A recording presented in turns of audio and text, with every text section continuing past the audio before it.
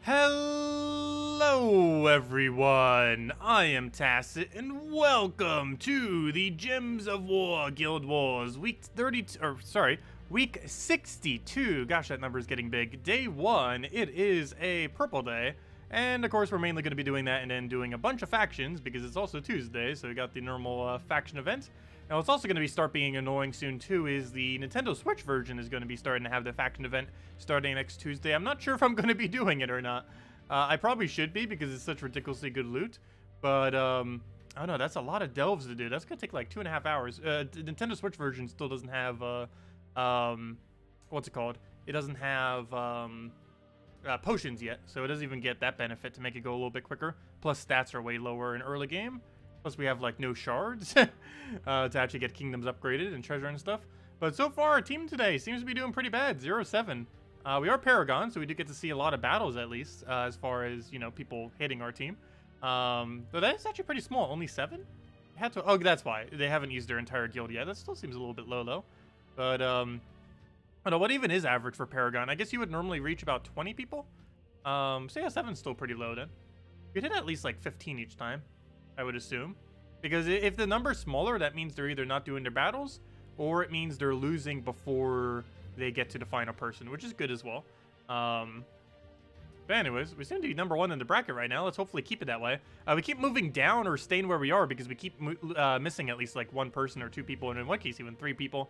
But if we can keep keeping a full guild, we could probably start moving back up again because we normally do okay. We're probably like mid-range bracket too if we were to actually get like our guild situated again. But yeah, currently it looks like we're doing okay, so let's keep it that way ideally. Anyways, but yeah, we're Paragon, so we have a lot of extra stats. Hopefully most of the people below us got their stats. Look like a few who still haven't, but hopefully they'll get those in. Who hasn't yet?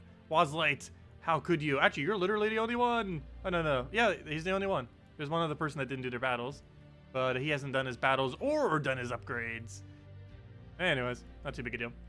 Anyways, obviously we're not using that team, though there is 3 purples. But that is not what we're using today. Also, I didn't get around to doing the videos going over Guild War days. I do ideally want to get that done for next time around. I just want to get them done probably pre-recorded ahead of time whenever I do, just to make sure that it does go out like earlier on in the day for each of the color days so that people can actually, you know, like use them. Because if I was to try to do it today, it would have been like right before the stream. And most people would have probably already done their Guild War by then. Let's see. What am I looking for? I'm looking for my purple Guild War. Speaking about Guild Wars. There it is. We did slightly revamp this last time. I'm still slightly concerned with this weapon. It had a really, really long stall battle last time, though we ended up scoring pretty well for it, so I'm not sure. But, I guess we'll just go in with this. It's, Crypt, the Secrets of the Crypt. This is the one from that one, faction. Oh, what's it called? Crypt. Whatever it's called. The full name of Crypt. Whatever that one Crypt faction is called, that is what this book is from. You'll be able to get this if you don't currently have it in 2 weeks from now. I think it's only like 250 gems or something. It's pretty cheap. With a Green Seer, Wild Queen, and Arachnine Weaver. And with Wild Queen, we can keep stealing attack and keep looping into a bunch of greens that feed into our 2 core troops. Green Seer feeds even more green, so we can keep that going. It also does Entangle, so we have 2 things that reduce down their attack. We have Arachnine Weaver that reduces their magic to 0, so they can do even less. And as a backup summon, we also get to summon Web Spinners, which do triple damage to things that are poisoned or webbed. So this is basically going to perpetually keep doing 3 times damage. And that is essentially the game plan that we have going on here. So anything else we need to change around? Doesn't look like it. It is a purple day, right? Yes, it is. And we have minus blue banner just because this team does not use blue. Plus 1 yellow to rush up the Green Seer. And I believe, let me actually double check one last thing. Do I have Plague set up correctly? Actually, currently might not. Let's see, we have an extra purple, that's fine. We have all his immunities. We have Bury Every Brown, which is the whole point of why we're even using it. We have 50% mana start, that's just an obvious given one. We have Disease, though that could be for 20% spell reduction. But I think we go Disease just so they get less cast off. We have a little bit of Lifesteal, which can backfire sometimes, but more often than not, unless we're putting it in last position. Which you normally wouldn't because that is pretty bad synergy. You wouldn't really want to use Rock Solid with that in last position. This can be potentially good with some hero classes. For example, I believe next hero class has it, the Merlantis hero class. And on that it will be good because it's a good 3rd or 4th slot troop. So if you just put it in 4th slot, you could have this activated. Its other 2 perks here are probably useless. And then you just get 2 free magic on your hero. And he just stuns anything when he gets touched with skulls. And of course he also gets that disease every green. That's the only really relevant trait he has. Immune to disease almost never comes into play. And a curse does almost nothing, especially in the context of Guild Wars. Anyways, let's just get into this already. There we go. Let's see. Hello, Cherry Top. Hello, Crone. Hello, William. Hello, Steve. Hello, Captain. Hello, Paul. Hello, Mr. Jesse. You're confused about getting the maximum points from battle in Guild Wars. Can you explain it? So there are several things that end up counting towards this. We don't know the exact formula or how it's weighted or anything like that. But you basically have to win in as few turns as possible. An extra turn spam does count as a turn each time. But you need to try winning in as few turns as possible. You need to get around 4 times or more mana than the enemy. You need to get around 4 times or more damage than the enemy. You need to not lose any of your troops, or if you do, you need to resummon them. And yeah, that's basically most of the things that end up... oh, and you need to accumulate...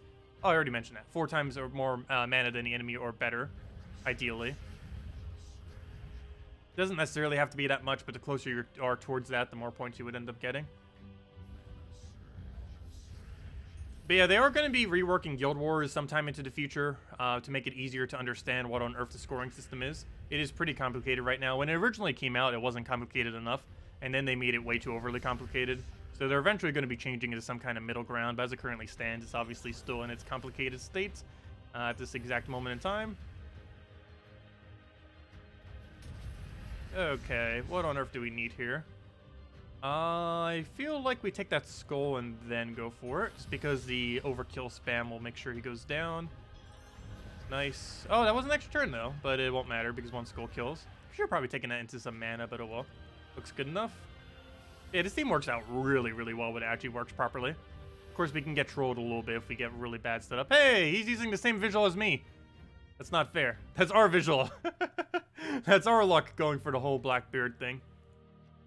Anyways, where were we? Guild Wars. Let's see. Fights. Fight. Okay. That could be a little bit annoying as an entangle. We do not really want our hero to be entangled. Currently, no hero class is immune to entangle, if I'm not mistaken, oddly enough. That's something that would be really useful if they ever added. But as it currently stands, I don't recall any hero class that has immune to it. I don't think there is one. Not even the one from Forest of Thorns has immune to entangle. Like, of all of them, you would kind of expect that one too, but it doesn't. Let's see. Switch live stream at 4 p.m. Well, the problem with that is I'm normally doing stuff at most days at 4 p.m. More often than not. Maybe not always, but generally I am. Including tomorrow. I don't know. I think if we do start doing that for Tuesdays, it would probably just be our normal night stream, but we just do it for like 3 hours. Or something like that. If I was to start doing it on Nintendo Switch. Because starting next week, Nintendo Switch does have that event every Tuesday. And that event's going to take at minimum an hour and a half. Because our troops will be weaker and there's no potions on Nintendo Switch.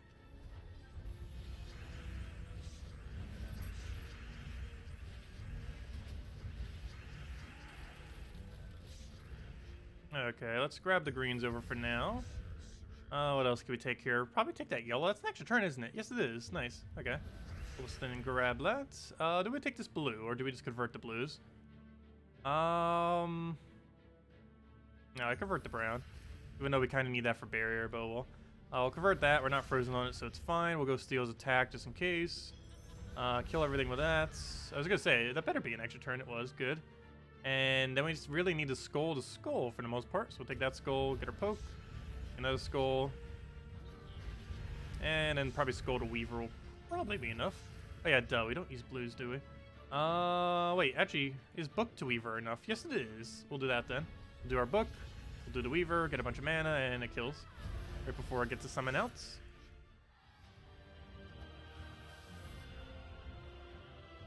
Wait, was it Forest Troll and no one used green? I didn't even realize that. I assumed one of them was green. Wasn't paying too much attention to like the entirety of the team. I just saw Forest Troll. It's like, that's annoying. Normally, Forest Troll is used with things like Kraken or Nyx or any of the bigger greens, really. Or like any of those loopy greens that tend to keep constantly casting. Anyways, but yeah, particularly Force Troll Nyx, because then you get the infinite loop off the mana drain into the green double link creation. I don't know why I keep checking every single time. I'm like, wait, should I switch up my team? But no. There's not really many teams we would need to switch this up for. It's pretty well rounded against everything. The only thing it struggles against is Skull Spam, particularly Doom Skull Spam. Other than that, it is fine against pretty much anything. And even Doom Skull Spam, it does have a counter towards. It's just sometimes it gets started before we do. Okay, this is actually going to be a little bit of an annoying team. Our hero should still be able to outlive it. I'm kind of going to just take a brown now just to make sure our hero has some durability. It looks like Weaver's about to die really soon, though. We're going to actually have a problem here. I have no way to disable that key. And we don't have any way to get our mana going. This could be a little bad. Because he's about to have full mana for his key next turn. I guess it could take away some of the browns so he has less of an option for it. But not going to do too much. So we'll do that. At least we get a decent amount of mana out of it. And he just gets distracted by a skull. So that's good. Okay, we can just take a yellow now. Ideally a purple. Okay, good. We do a purple there. So we'll grab that. Didn't surge, but we can just throw this for a green. Oh, he got a kill. And it was on our summoner too. Wait, this summons, doesn't it? Yeah, never mind. We have the backup summon. This team has a backup for almost everything. It has a backup into a backup into a backup as far as every option that we have available. Until it doesn't have any more. Until we lose them all. No, let's see.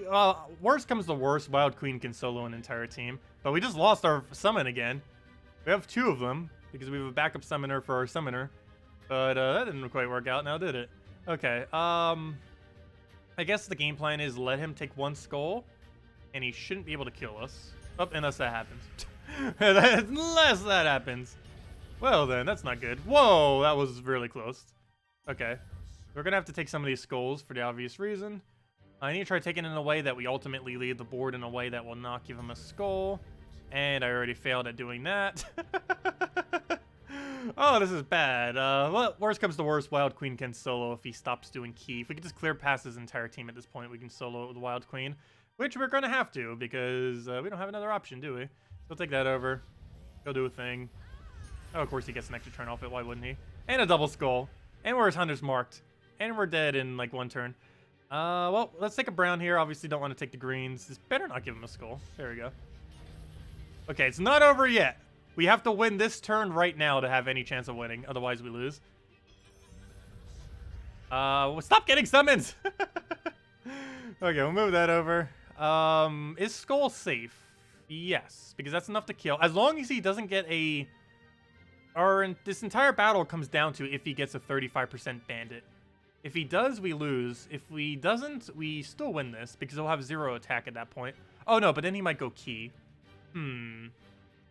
Well, there'll still be a skull distract, so he should go for the skull. But let me actually try this one because we need to try for a skull here. I mean, for an extra turn. So we'll try this and go for purple. Didn't get it. Oh, he went for key. No! We actually lost with it. Team, you're not supposed to do that. Well then, that failed. Against key team, too, of all things, oddly enough. Of all things to lose to, just a standard key. That key can win sometimes. That's why people invade with it. It is decently strong. Normally AI isn't as good with it, but apparently not this time. Okay, luckily we got a quick start on this one, so we won't lose this time. Kind of, unless that happens. It's the only slight issue with this team. If we don't get the advantage, they have so much skull spam, because we just basically feed them all the skull spam. Because we can either miss the skulls or the skull storm that we start as soon as we get a kill. Because she does do skull storm every single time she gets a kill, which is normally a good thing. But obviously it can backfire if you're not currently on advantage or controlling the board. Like right now, we don't have control of the board, but we currently have a skull storm in play, which can backfire. Okay, we'll go for this. I'm just going to take away his attack. At least this time he doesn't really have any... Oh, yes, he does. I was going to say he doesn't have any way to kind of to keep burying himself from damage. But yeah, of course he still does. Well, let's steal that attack just so he doesn't have any in case he hits us, which he does. Tina can still hit us too. It does damage based on armor. I forget if it has to do at least 1 damage, though, for it to trigger. Its true damage could get a kill if it focuses 1 troop. Hopefully it doesn't, though. Should I get more HP on our hero? Probably, to make sure it doesn't die. Speaking about dying, can you stop? And of course we get like one of the worst undead summons. Undead does, in all fairness to that weapon, Undead has some of the worst possible troops in the entire game these days. Okay, what on earth do we do with this situation? We'll go for Green Seer. Has not full mana. Oh, yes it is. Okay, we cascaded it. Nice. I'm going to go for a Web here, so he does basically no damage. Even though that's not enough to kill, it makes it so his damage is apparently 4. Or 4 to 8. What do we take here? I guess we go for blue? Or purple? I guess we go for purple here. So we'll go get that converted. Go for another Weaver, and then we can just go and kill him out with 1 skull, since we have a ridiculously huge attack. I'll take that down for now. Oh, and that means we're probably not keeping... Oh, you know what that means? We already started the week off this way. We're not going to be able to keep our Paragon now, because at least one person in my guild is bound to go perfect. So we got Paragon 2 weeks in a row. We weren't able to do it 3 weeks in a row. That's unfortunate. We already failed on day 1. It happens sometimes, though. But yeah, we got Paragon 2 weeks in a row from having straight 5-0s. Or 2 months in a row, I should say. You know, 2 Guild Wars in a row. But I was not able to get the 3rd. I've done twice in a row. Probably around 6 or 7 times now. But we have never done 3 in a row. Not a single time have I gotten a triple. Let's see. There's been triple weeks where I've gotten 5-0s the entire time. But, of course, someone else in the guild ended up getting, like, slightly higher.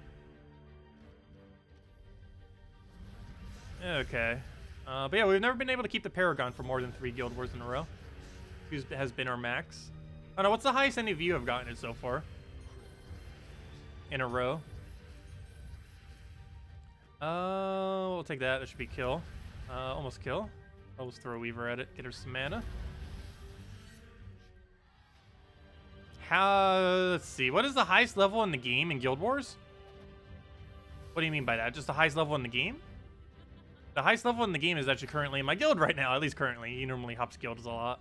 But it is Techni, who currently goes by Glitter Walrus, if I'm not mistaken. Yeah, that one right there. Level 2,132. He's the highest level in the entire game. I believe across any platform as well. But definitely on PC Mobile, he's the highest level. Let's see. Guild. Oh, why did I keep going to guild? I want to go to Guild Wars. How is the highest level player at Guild Wars? Oh, sorry, I read that wrong. Oh, also, we already finished out Guild Wars. I thought we had one more battle. I guess because that one loss threw me off. But that's still a pretty high score. Scoring around 8,000 with a loss is definitely not bad. But problem is, we lost once. Oh, wow. What team did he use? 9,600? I wonder if he used the Wild Queen team. I know with the Wild Queen team before, I have scored 9,500, 9,600. But, yeah, I'm not actually sure what they're using. I might need to go ask. Because we actually have 3 people. Is that it? 3 people? Yeah, 3 people. Well, technically 4 if you count that one. But we have 3 people that scored over 9,600, which is really solid. Anything above 9,500 really, really solid. We would have been on track if we wouldn't have lost that one battle. But oh well. I'm really curious what the score would have been if we would have gotten the other one. But we'll take it for now. But yeah, the best or the highest level in the game is just pretty average at Guild Wars. He normally will go mostly 5-0. He does obviously have everything in the game. I believe he has max stats too. Actually, I haven't even checked. Does he have all faction stuff? I assume he would. I never bothered really checking on that though. Let's see. Does he have all factions? He should. What's his total renown right now? 19,360. So he's actually a little bit lower. He actually hasn't bothered going for a single pure faction yet, oddly enough. Didn't even realize that. So he doesn't even have the... He's missing 2 stats then. But he has all the other stats. He's missing the... if we go under any faction here. He's missing the 1 attack off of 20,000. And he's missing the 1 HP off of 24,000, which is actually possible right now. However, you would have to have 6... factions basically at 2,500 in order to get it, or something like that. It's something absurdly high you need to have in order to have it done. But you would also need to make sure you don't have a camped faction like we are with Warrens. But it is technically possible to have that 1 HP. We'll have it after next faction. Obviously, we do not have it now, but or should have it after next faction. If anything, we'll be a little bit short, but I'm probably going to go for next Tuesday. Not this Tuesday, obviously. But next Tuesday, we're probably going to be doing a big stream and going for Hall of Guardians. I want to get Hall of Guardians to max renown. And the main reason I want to do it is because it's at 120. And it's driving me crazy because every other faction I have is at 150. And I can't stand that it is not also at 150. There are only two numbers I will accept there. It is 2,500 and 2,150. Any other number looks weird. And, well, ignore Warren's. But this one I need to fix. That has to happen.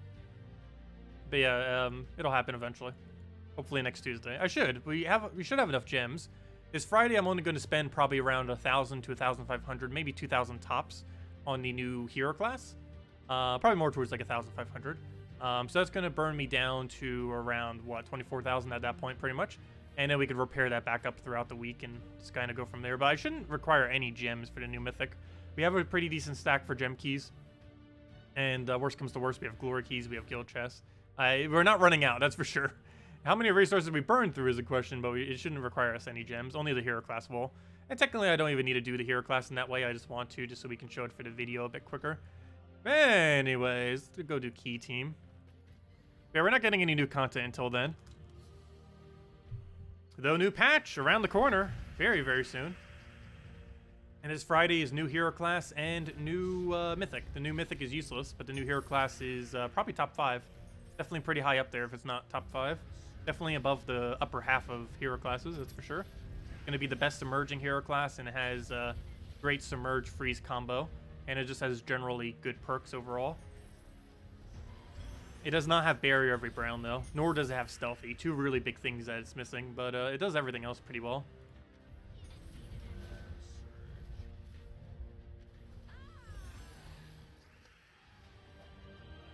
Oh yeah, we're doing the faction next. I just want to finish out dungeons real quick. And we'll hand out the code once we hit the first orb on the faction event. Do you go straight for the mythic room or fight them all? Generally, if you're doing the Tuesday event, you should be, well, pretty much all the events, you should be trying to do every single room. The time when you start considering not doing every single room is once you start reaching around level 200 or higher. But even then, if you're running instant kill teams, you can just run instant kill teams and it runs about the exact same speed if you run every single room. So it's normally not too big a deal. But yeah, I run every single room, and the main reason for that is it gives more shards and it gives more loot. And also makes it so you get all of the rewards for the thing. And in getting all the rewards, you'll be able to get a few free orbs and a vault key. It's actually really generous what you get on Tuesday. For only 30 gem cost, you end up getting 2 orbs and a vault key, which is a pretty good exchange rate. It actually has the best payout of any event, of any of like the events that just randomly come for like a day or a weekend. The faction ones actually have the highest overall loot, with the only exception being Bounty Hunter. But with Bounty Hunter, you have to put like almost 1,000 gems down, whereas with the Tuesday faction event, it's at most 60 gems to, 30 gems in order to get all rewards, assuming you don't miss a Vow Raven.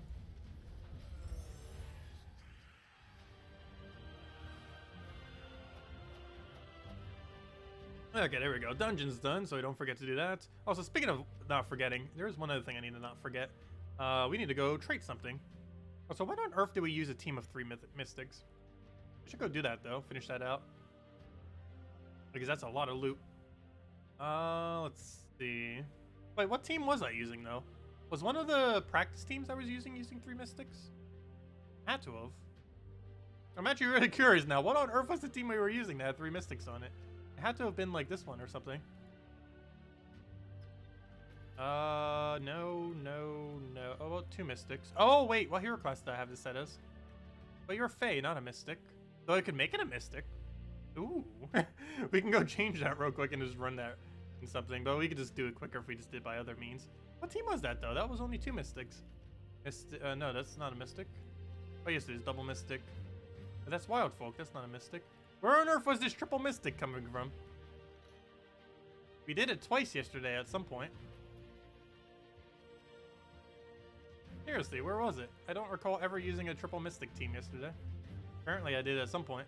Anyways, where were we? Oh yeah, I need to go trade something. It's for 2 free gem keys, or 1 free gem key, whatever it was. Definitely worth it. I think it's 2. What am I looking for? I'm looking for upgradable. And I deliberately don't have these things upgraded so I can do this and get 2 free gem keys. Easy as that. Always a great transfer rate since it takes literal seconds to go and do that. Yeah, I'll need to go do those other 2, maybe even all 3. Because we can overlap the yellow with the knights and do both of those simultaneously with 3 yellow knights with 1 other kill troop or mana generator. Just in explore or something. Anyways, let's go and do this faction event already. So we're stuck with green and blue. The path of this delve is normally check to see if this is 1.5. If it's not, it's normally middle, bottom, top, more often than not. Right, this is that annoying one that can have Dust Devil there like crazy. It's such an annoying thing to have to fight. This is not what you use. That is what you use if you were going to do high level for this delve. However, we are not doing high level. We are definitely doing way lower than that. Well, what do we actually do for quick kill here? I guess we can go a Weaver route. We can go a Tina route. We have Apothecary into a Tina, so I guess we'll go that way. That sounds like a plan. I can run Ketris. Yeah, Ketris because he uses green. We have a few different options here. I think I'm going to go down Tina route, though. Mountain Crusher. And we can put Weaver here, right? Yeah, we just do the whole normal team. Not even any different than what we would normally run. There we go. Okay, we can actually run that whole standard team then. Hero class I want to change though, just so we gain some EXP. I still have that set to Sentinel back when we were still leveling Sentinel. That is how long it's been. It's been, what, 10 weeks? Yeah, about 10 weeks since we've seen an all-seeing eye faction here, 9 or 10 weeks. So apparently I was still leveling Sentinel then. But now we're on to Shaman. And after Shaman, Merlantis class. I actually want to ideally try to get Shaman maxed before this Friday. I don't think I will be able to. But that would be nice because next Friday I'm going to start leveling up the Merlantis head class. Because currently the Shaman is the only half mana start hero class that we have left that isn't max level. But starting this Friday, we'll also have the Merlantis hero class that we can start passively, slowly leveling over time in that same way. And we're kind of using Shaman right now. And it's just like a useless hero class that's just there to kind of get leveled. But at least in the case of the Merlantis one, it's actually not that useless compared to the current hero class we're using. This one also isn't useless, it's just we need better Tauruses added to the game before it really becomes viable. It's never going to be Titan level good, even though it has a half mana start for something. But it can definitely be better than it is. Oh wait, I just realized that. Why am I not using Ketris? Yeah, we might as well use Ketris. If we're using this hero class, isn't Ketris a Taurus? Hold up. Yeah, I should probably go switch out Tina for Ketris. Yes, he is. We could start him with 11 mana. Or technically 13 mana because the enchant at the start of battle. Oh, that reminds me. Enchant at start of battle. Let me go and grab that. This speeds it up by like 20 minutes or so. Just for spending 30 gems. Plus we're probably going to have to spend those 30 gems anyways. So yeah, we'll do that. Get that rolling. Yeah, I should probably replace that with Ketris then. It does the same kind of theme of what it actually does for its ability. It doesn't synergize with Weaver as much, but it should be fine. Because if it one-shots them anyways, it doesn't matter if that's Weaver or anything there. Well, we'll go get that down. Yeah, that needs to be replaced with Ketris next time. Might as well if we're using that hero class. Might as well actually use him for what he's supposed to be used for. Is it worth buying the Dragon's Eye weapon today? Do you mean Jar of Eyes? I assume you mean Jar of Eyes. And the answer is somewhat yes. Oops, don't do leaderboard. Oh no, it's lagging. No! I froze the game by trying to go into leaderboard. There we go. Yeah, Jar of Eyes? Yeah, it's worth it. However, you probably want to craft it within the Soul Forge. Keep in mind that these things do appear in the Soul Forge when they're available from other means. So right now, if you have a level 9 Soul Forge or higher, you can craft Jar of Eyes, and it's probably way cheaper for you to craft it than it is to buy it.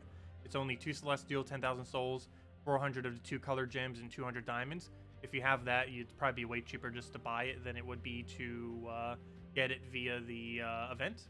I believe through the event, it's like 300 something gems, whereas if you just get it through here, you get it much cheaper. So yeah, you can just craft it there instead. Unless you're actually planning on doing the sigils and everything. But in that case, you would only really be doing it to make leaderboard. But all you'd really get compensated for if you did that, assuming you even go that far, is 75 gems in an orb. Which would not be how much you paid into it. Because yeah, it costs what? It costs 210 gems to buy it that way. Or you can just craft in the Soul Forge for those resources.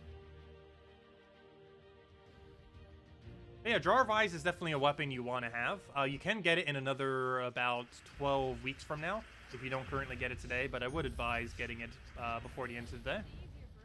It's one of those weapons that is ever so occasionally used instead of Essence of Evil or Mountain Crusher, Generally, both of those two weapons are better than Jar of Eyes, but there are really specific instances where you might need that summon rather than what Essence of Evil or Mountain Crusher does. But in list of how useful they are, it's definitely in order of Mountain Crusher, then Essence of Evil, then Jar of Eyes, but they're all a very similar weapon. It's just Mountain Crusher has the superior looping capability as well as mana generation. Essence of Evil has the best overall offensive, plus it's defensive, and it just gets a lot of effects on it. It's just really good at disabling stuff.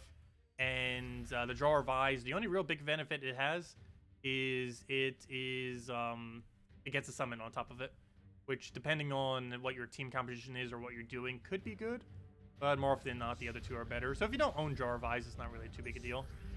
It is a weapon you generally do want to look into picking up eventually. And it won't be available for 3 months from now, because currently, since there's 10 factions, it's going to be like a 12-week cycle, because within those 10 weeks there's going to be another 2 factions added that will get their events before All Seeing Eye cycles back around.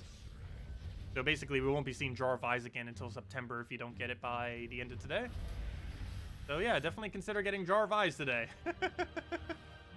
Actually, I should probably put that in the title. Don't forget to buy your Jar of Eyes. But they do come back, unlike some of the other weapons that like never cycle. All the faction weapons come back whenever the faction repeats. It's just there's starting to be so many factions in the game that's taken forever for them to repeat. Eventually we'll have something like 30 something, and then it's going to take over half a year before they repeat. Let's see.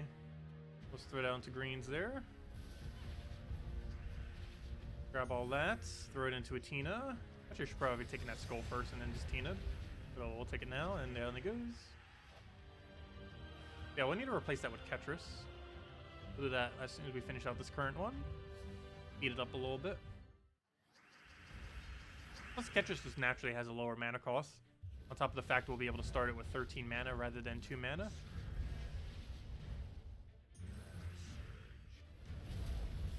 Which non-mythic yellow troop is the best for tanking? Guard's Avatar. I mean, sorry, not Guard's. Wow, why did I say Guard's Avatar? Don't do Guard's Avatar. I meant to say Gorgolfa. I have no clue why I said Guard's Avatar. But, Gorgolfa. It's not used as often ever since they nerfed Explosion down to 50% mana. I feel like a lot of people just don't even bother touching him anymore. Yeah, also because Hero Class's buff about a year ago made it so Titan with Mountain Crusher is generally better than it. But yeah, if you're using it with something like Bard, Gorgolfa is the strongest non-mythic tank in the game, as well as just strongest tank in the game, pretty much overall. The only thing that's really tankier than it is Hero with any of the Hero classes that have Barrier every round.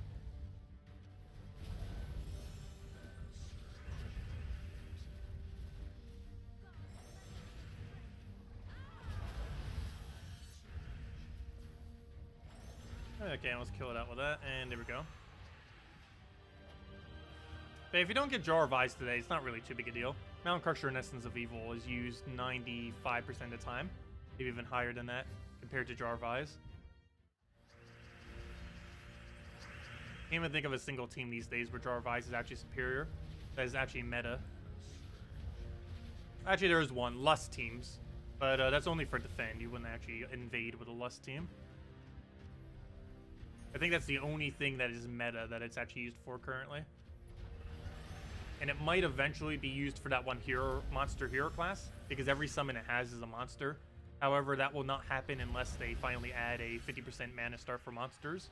And last I recall, we're not getting any anytime soon. You'll be able to buy Jar of Eyes again before that even comes around. Because I think we know the troops up to the end of August, and there's no half mana start monster coming in that time. Okay, let me go put Ketris there. It's basically the exact same thing, exact same colors. It's just a better troop for this particular lineup. There we go. I have fixed the team. Right, let's go roll it down again. We'll hand out a code once we hit the first orb, like I mentioned, and we should be able to hit that in, I believe, 2 more delves. Not this one, but the next one. And look at that, he already has full mana. So quick. And now we just have to poke him. Again, we can just Apothecary that, or a random scroll, that works too. Okay, now I have to go scout to see if that's a 1.5. Sometimes 1.4 is also worth it. Let's see, what's the previous room? Is that worth it? It's a Dust Devil. Do we want to deal with a Dust Devil? No, we kind of have to. That'll go for it last, though.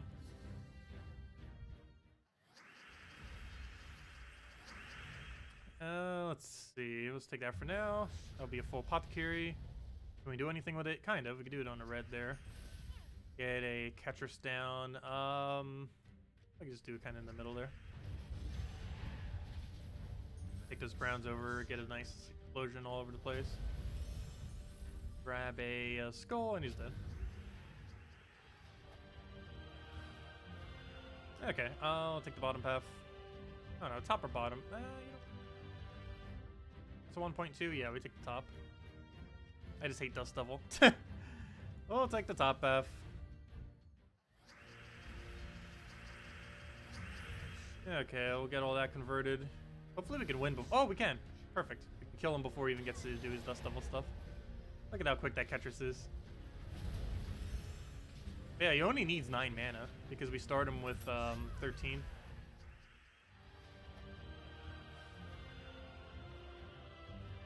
$11 off of our hero and 2 off of enchant.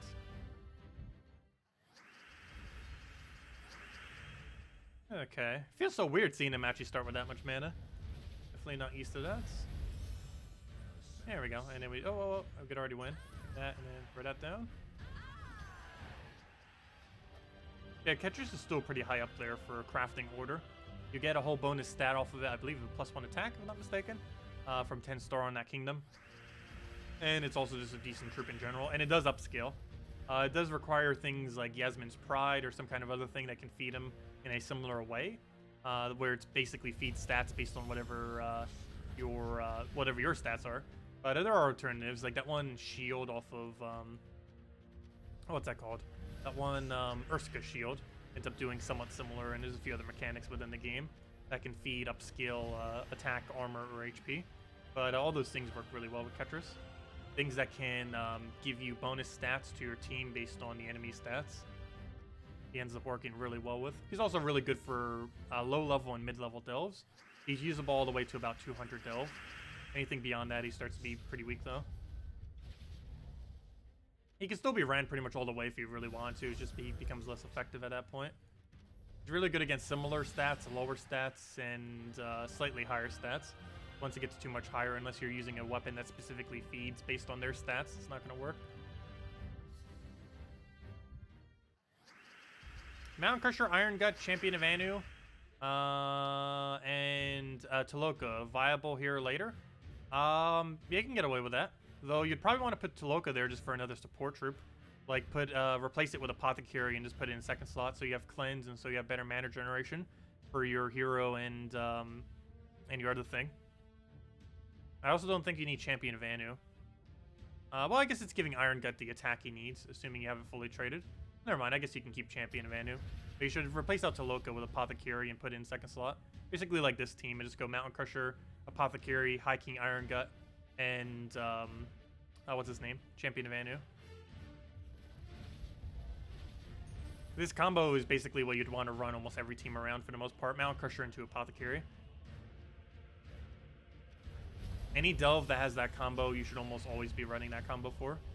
It just covers a lot of ground. It's really good board control. You have basically infinite mana, particularly for Browns. And you have Cleanse, so you don't have to worry about Death Mark or other status effects. And this delve does have Death Mark in it.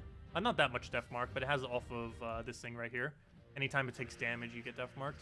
Which normally isn't too big a deal, but it is there. And there's some in-between battles that randomly have it occasionally. Okay, what do we even take here? I guess we just do it on a blue. Actually, you know what, let's just mountain it. Get that down. Throw Ketris just to kill those 3. That's not an extra turn, we'll throw that right in the middle. The Weaver enough? Yes, it is. 42. That is barely enough. For one more delve, it'll probably be enough, and then it'll start not being enough. Okay, claim all those rewards. On to the next one. And I believe we get Orb after this one. It looks close to it, probably. Okay, what's our path? What's our multiplier there? Okay, we take middle, bottom, right? Ooh, that's a low multiplier there. Okay, what's the top area? Is it worth it? I guess we'll still take this path. I really hate the layout of All Seeing Eye. It's still one of my least favorite. Though for getting to level 500, it's actually one of the easiest, just because there's 2 different paths that you can take towards 200, or towards the final room, I mean.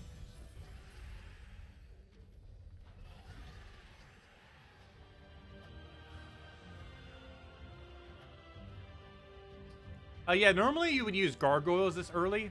However, in the context of this specific delve, it is actually better using catcher, or you have to use catchers because there is no way to use gargoyles at this low level. Because it's a green-blue faction, and neither of those two colors are gargoyle. However, since catchers covers 3 colors, and one of those is green, you can use him. Okay, we'll get that down. But yeah, catchers basically is just the alternative version of gargoyle. There are many instances where gargoyles actually are better than him, oddly enough, with one of the biggest ones being low-level factions. But he's still good at low-level factions. He's just not as good as the gargoyles, because gargoyles get better quick kills. They have a lower mana cost, and they have a mana generation attached to them with their 2 explosions that could potentially cascade into more mana or an extra turn. Whereas the biggest issue with Ketris is he auto ends his turn after you cast him. There is a 0% chance you'll ever get an extra turn off him because he has nothing attached to it that will give him an extra turn.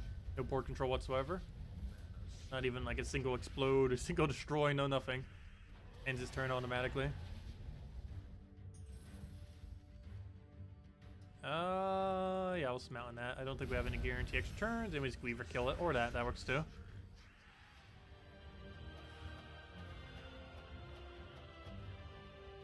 Your purple defense team didn't work for you.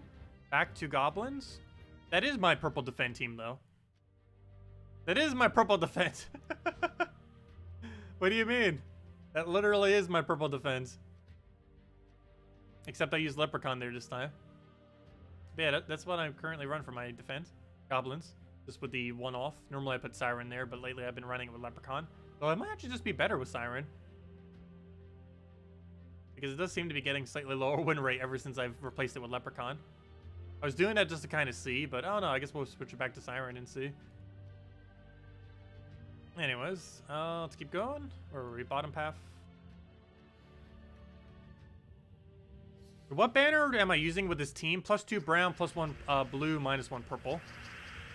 And that is generally what you would always run for this team. Mainly because you need a lot of extra browns for your Mountain Crusher as well as whatever you're feeding brown into. And you need at least +1 for Apothecary. Either for the green or the blue. And in this case, I'm doing it for the blue. But at least one of those 2 colors need a +1. And the main reason for that is pretty much anything that ever has a 10 mana cost, you want to put a +1 on. Because it gives them their capability of getting their mana to full 1 turn earlier than they normally would have otherwise.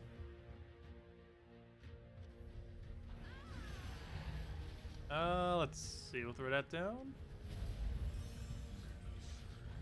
And then we just go poke. Keep forgetting we have ridiculously high skull damage. It is delves after all.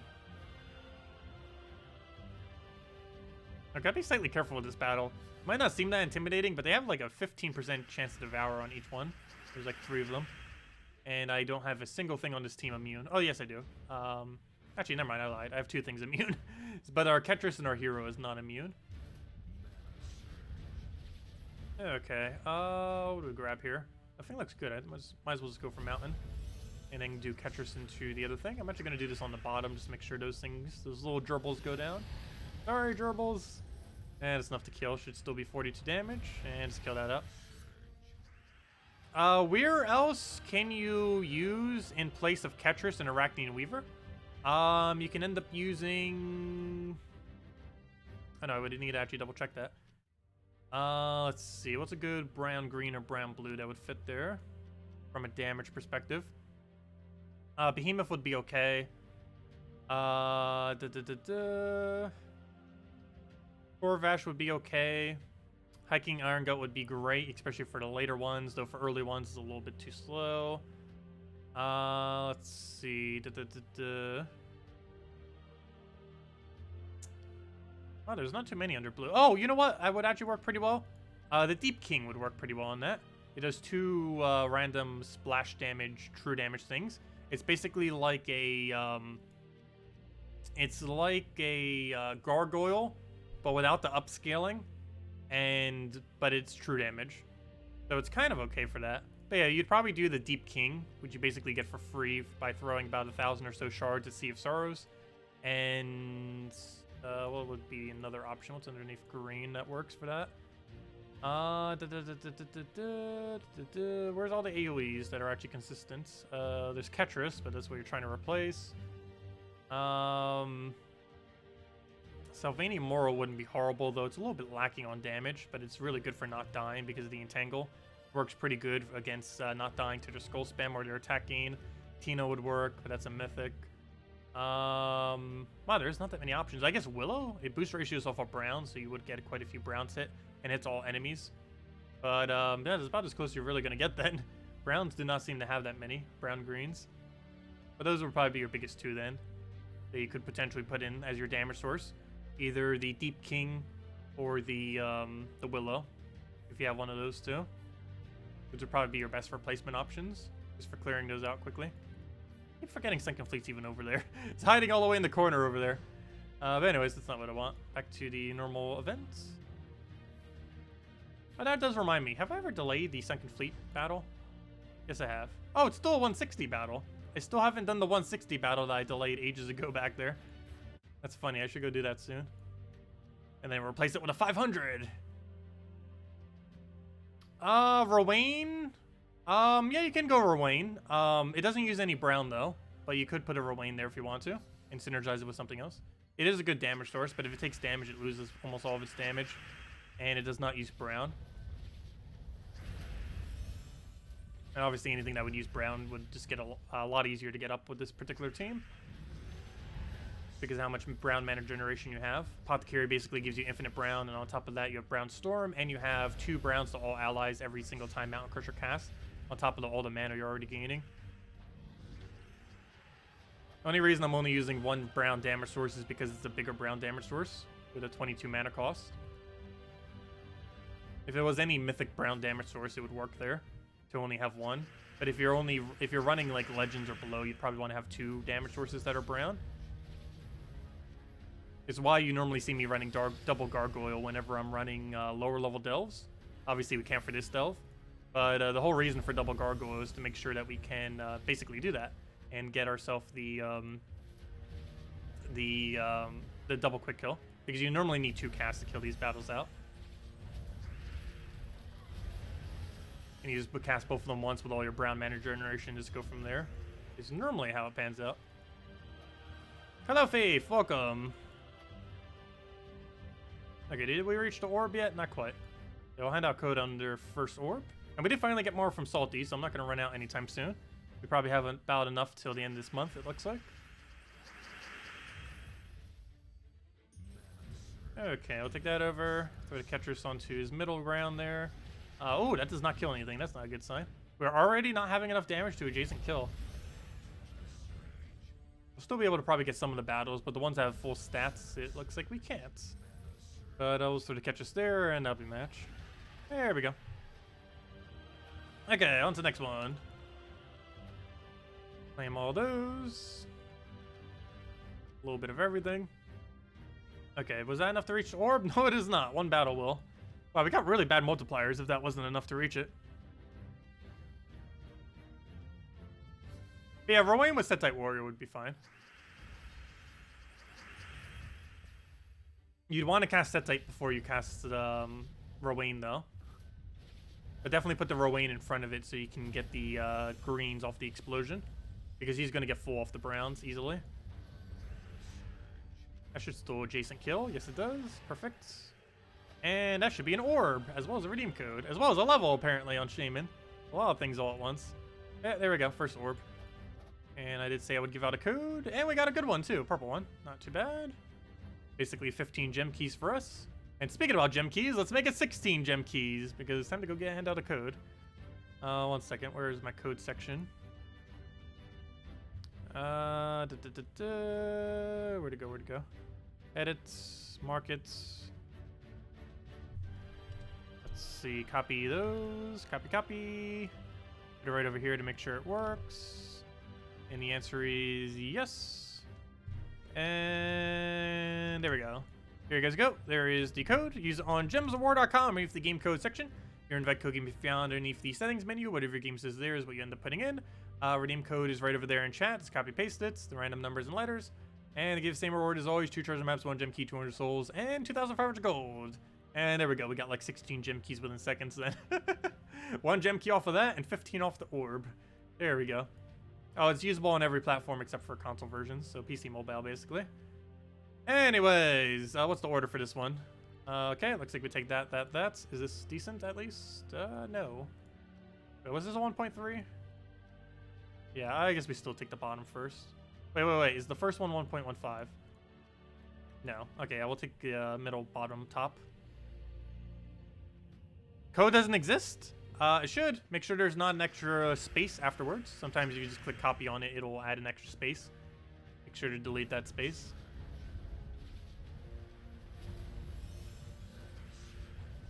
Okay, let's throw Ketris on the Viper just so it doesn't charm kill us. Though even if it did, I'm pretty sure it wouldn't. Yeah, console version's left behind, unfortunately. I'd have no control over that. And to a degree, the devs don't as well. It's policy on the consoles that prevent them from doing so.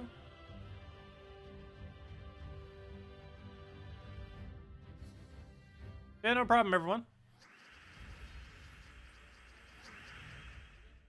Anyone know why you randomly had over 300 chests yesterday? Are you currently in a guild? Because you probably got it from your guild mates if you just randomly recently joined a guild. That's one of the reasons why you joined a guild. Whenever any guild task is completed within the guild... excuse me. Whenever any guild task is completed within a guild, every single member gets the guild, regardless of if you contributed to it or not. Generally, guilds do have some kind of requirement so that everyone contributes at least some base amount.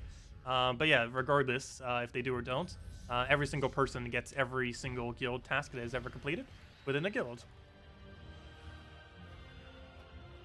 I don't think I have any currently that I could show as an example, though. But I have a bunch of old mails that we have over here. Like these were a bunch of legendary tasks that we got from guild people. I didn't contribute a single gold to any of these, yet we got all these earlier from various people doing tasks within the guild. The page for that is right over here. Underneath guild, underneath tasks. And mine looks a little bit different because we're at legendary tasks. Which is a whole thing in itself. But it's basically the same premise. You just keep donating guild gold to it. But anyways.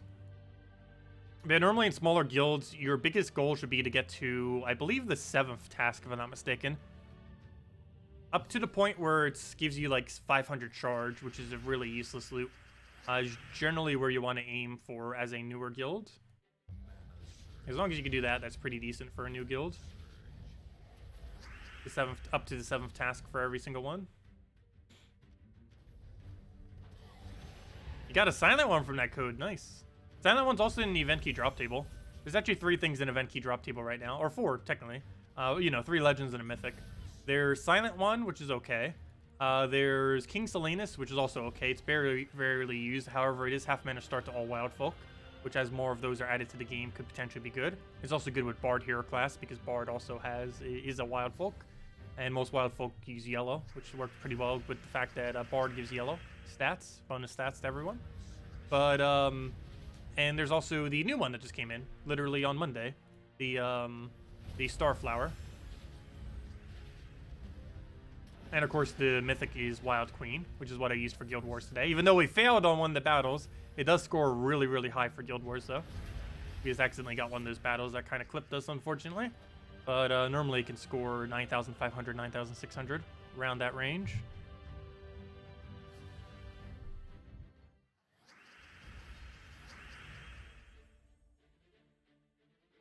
Let's see. Gone from level 100 to 190. Is there anything specific you need to be doing? Have an okay guild and a couple of mythics. That's pretty good. You're on the right track then. Main thing I would say, if you haven't already been doing it, is make sure to start getting all your kingdoms to level 10. First off, you want to get them all to about, well, for one, you want to make sure you own every kingdom if you don't already. Make sure to unlock them just so you have access to their banners and everything. But after that, you want to go and start getting them all to around level 3 or so. And then you want to start getting them all to level 10. Every single time you get a kingdom to level 10, it will give you a bunch higher tribute per hour if you ever take those, as well as a higher mastery. But the main thing you do it for is every level 10 kingdom ends up giving you a bonus stat. And that stat works across every single one of your troops in every single game mode, with the only exception being Arena. but it starts adding a lot of stats to your troops, which makes doing various events and just things in general a lot easier once you have those stats. Is one of the main goals you want to be doing as a newer player, is trying to just unlock all the basic stuff and just doing normal dailies and getting all the kingdoms to level 10. And that's one of your main focuses as a newer player. Okay, we'll move that down. Grab a Weaver for now. How do you have a couple of mythics? My lower level account is at level... Well, within 2 months, my lower level account has 3 mythics. And after I open a bunch of keys on Friday, it should have 4 mythics, most likely. Because I believe it does currently have enough keys to get the next mythic. But yeah, it is possible. It comes down to luck, though. It also comes down to how long you've been playing. Because if you're in an okay guild for, like, something like, let's say, 5 months... if you've only been playing for like a couple hours a week or something, then you would have a lot of progress on your account if you're like a level 200 or something. But obviously if a person levels really quickly, then they could be only playing for a few weeks and not have a single mythic. Oh, and it can also just come down to pure luck sometimes.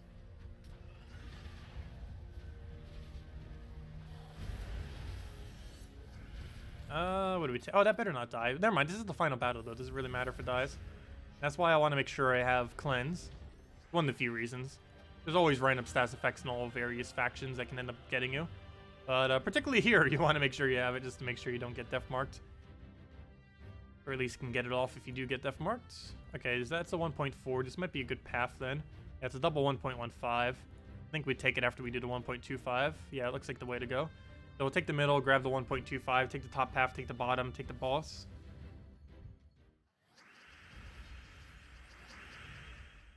Okay. Border break.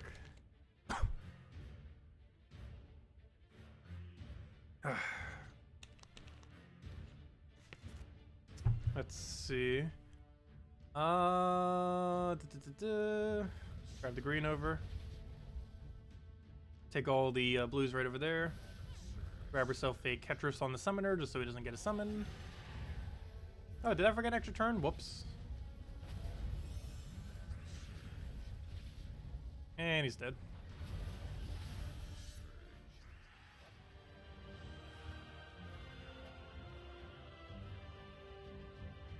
You notice that your mythic Cedric has much lower stats than yours, for instance.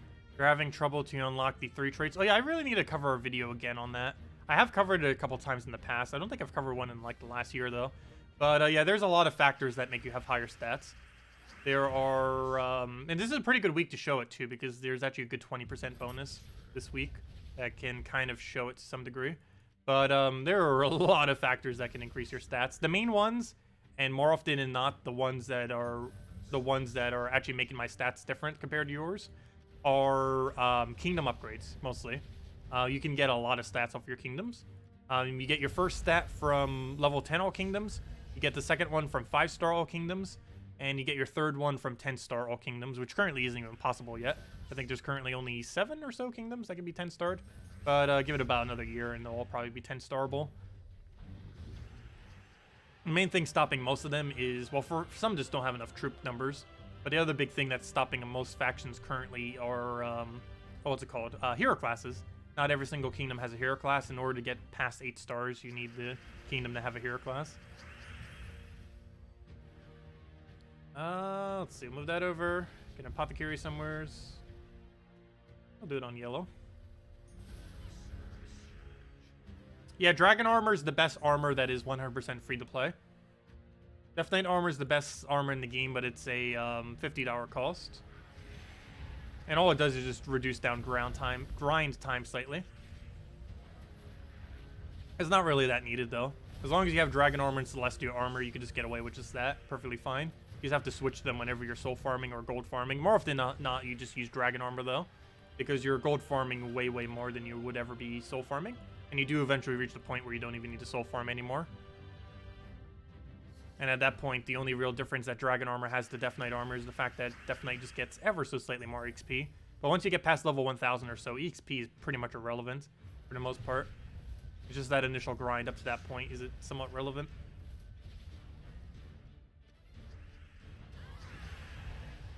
But of those 3 resources, gold is definitely the most important.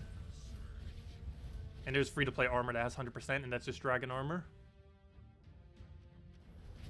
What else would you recommend with using on gems after you've bought dragon armor? 50 bulks of gem keys. This next mythic is pretty bad, so you might want to hold your gems for a little while, because you do not want to try to get the next mythic on accident, because it is completely useless. But generally, you open 50 bulks of gem keys, and that will overall be the best loot. It gives you a lot of various stuff. Gives runics, gives higher trait stone, or gives runic and higher trait stones. It gives the ultra rare and higher ingots. It gives decent chance for things like legends and mythics, and is just overall the best way to basically progress your account as far as getting all the troops in the game. You just keep throwing 50 bulks of gem keys once you have 450 gems each time. And the reason you want to wait until you can do 50 at a time is it costs slightly less gems. If you do it 50 at a time, they're 9 gems each rather than 10 gems each. I believe if you do them 1 at a time, they're 10 gems each. 10 at a time is 9.5 gems each, and the cheapest is doing them 50 at a time for 9 gems each. Which is why whenever you see me calculate out gem keys, I normally consider them as 9 gems. So for example, if we get like 3 gem keys off of a... or was it 4 gem keys? Never mind. If we get 4 gem keys off of a normal gnome, I normally call that 36 gems, even though it's technically, to a degree, kind of like 40 gems. But I consider it as 36, because pretty much more often than not, you almost only exclusively buy gem keys in bulks of 50, so that you can get them for 1 gem cheaper. Starts adding up over time, because you're saving 50 gems every single time you do that. Okay, we'll go and take that down. The explosion will kill that, and then we just poke it with anything. Even Weaver would kill.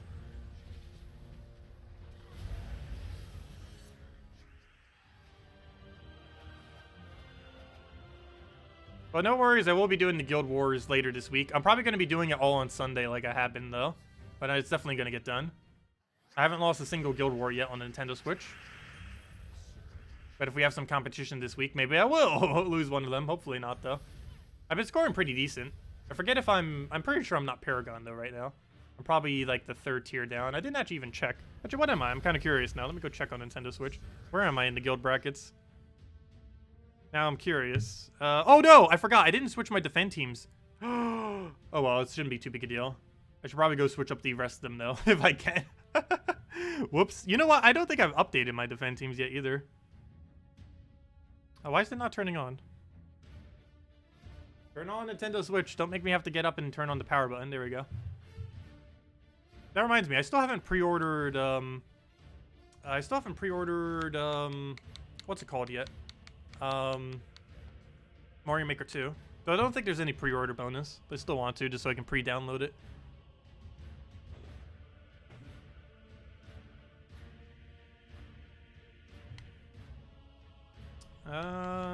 Let's see. Where am I in Guild War bracket? Oh, yeah. I got the 2nd or 3rd lowest. I forgot about that. It's because we didn't get to do a whole day of battles. I remember now. Yeah, we got, like, dead last. Wait, if I go bring it up on screen real quick. It's kind of funny. But, yeah, let's see. Where'd it go? Where'd it go? Where'd it go? I completely forgot about that. We're all the way at the bottom, aren't we? Where's my thing? There it is. Let's go past all this. Take our tribute because we're already here. Might as well. But, oh, where'd it go? Guild. Yeah, we made, what ended up happening was the person that we fought, they had no members in their guild. Oh, wow, we do have some competition. There was no members in their guild. Also, why doesn't he have any upgrades at all as Paragon? You normally want to, like, max out. Or at least get some, at least get +1 on each. Speaking of that, oh, actually, I don't need a +1. I'm all the way at the bottom. I probably should still, though. Just for the stats. Especially if we have competition this week. But, yeah, I'll minimum +1 them. Just to give some stats. It's pretty cheap anyways. Basically free with how cheap it is. Let's see. Grab all these. Watch, I don't have enough resources for it. That could actually happen. Let's see. There we go. And I'll be throwing all my gems on the new Mythic Destroyed. I'm not even sure if it was a good one or not. What was I looking for? But yeah, our result thing. Yeah, we are all the way at the bottom, aren't we? And that's because the person I fought at the end, I couldn't do a whole day's worth of battle. Oh, we would have made it so high earlier. But at least for now, the bracket should be fixed so that all these people are actually active. Nope, Conquest. They're not active. Fail. This better not be a one-person guild. How many people? 10 members. Okay, at least we're not going to get the same issue we had last time. Okay, what on earth are my defend teams? I did not have them set on the right days. Oh, I actually do for that one. I didn't bother updating these for a while, though. I probably should later.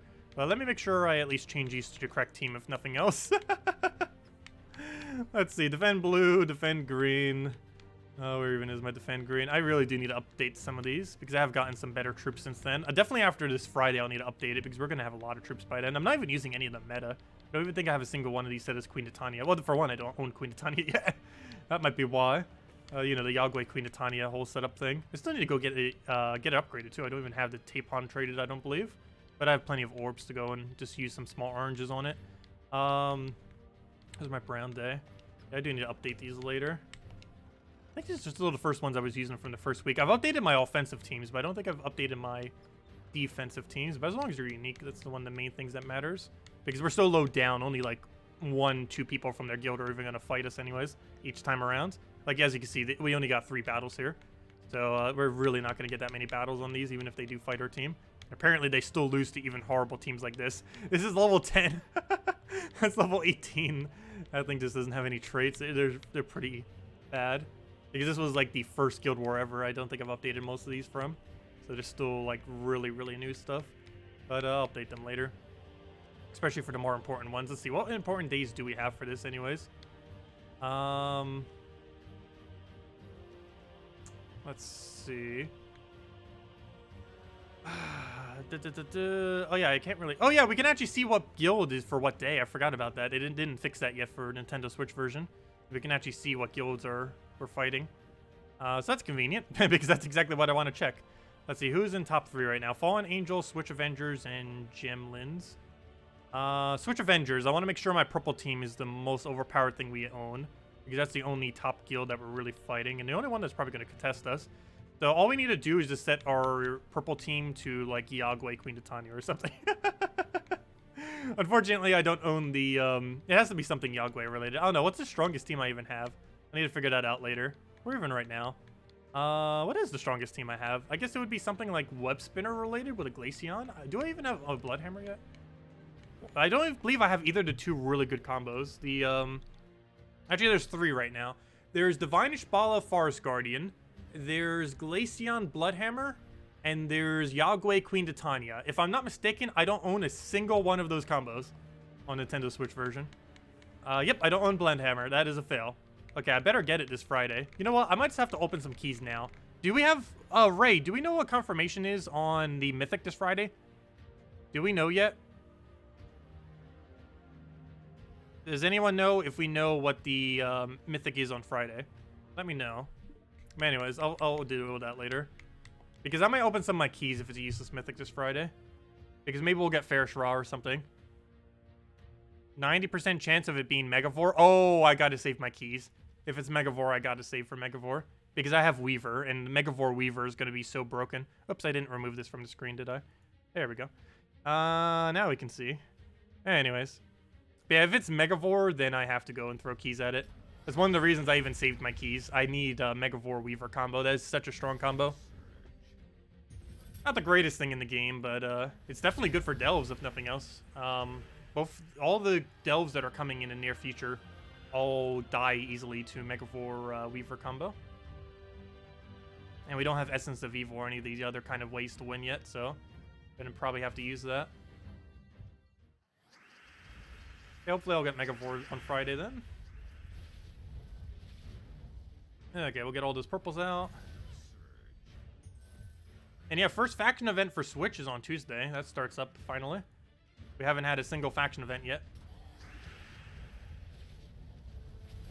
It's going to be annoying, though, because it's going to take a whole another hour and a half, 2 hours each Tuesday, on top of what we already do. But it's definitely good loot, that's for sure.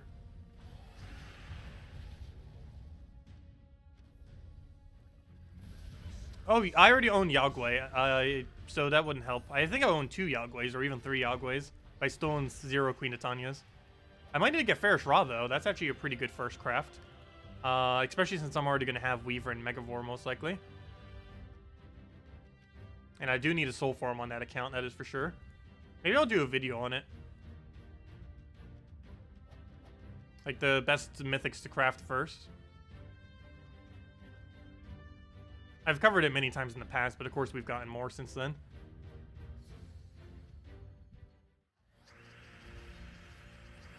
Actually, it's kind of funny. I could probably link my older video that I did on it, because the older video is probably completely irrelevant.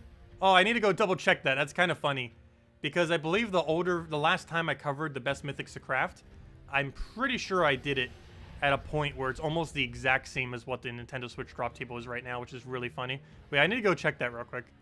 It's probably almost exactly, if not exactly, what Nintendo Switch is right now. Because it's probably, if it's 9 months ago, it's pretty much exactly what Switch is. Let me go check. View channel. Then I need to type in Gems of War. Oh, I need to mute this as well. Oh, never mind. Not playing anything. That's good. What am I looking for? I'm looking for the search button. Where's my search button? Where on earth are they hiding this? YouTube, stop changing the format of everything. Oh, duh, you need to be under videos first, don't you? Oh, no, there's a search. You just didn't have a bar until you click on it. That's weird. But anyways, what am I looking for? I'm looking for Gems of War, Soulforge. It was 1 year ago. So it probably doesn't mention Weaver. But other than that, it should be most of what Nintendo Switch has. Wow, that's the old format of the game. Wait, let me just link this real quick. Do you guys remember this? Has anyone been around when the game used to look like this? That's funny. I might have a more updated one than that. I'm not sure. But is that really the most recent one we have? Just one we had one slightly more updated. Yeah, that's ancient. Oh wait, that's a little bit too far back. Yeah, that's almost 2 years actually. Too far back. Why does YouTube still say 1 year? Let's see. Guild Wars crafting. That's the only problem sometimes when it shows these things, is it shows it based on like popularity, not based on time. Oh, I'll go search for it later. I'm pretty sure I have one more updated than that. Anyways, not that big a deal at the moment. Let's go and move this aside. Move that over. And explode everything.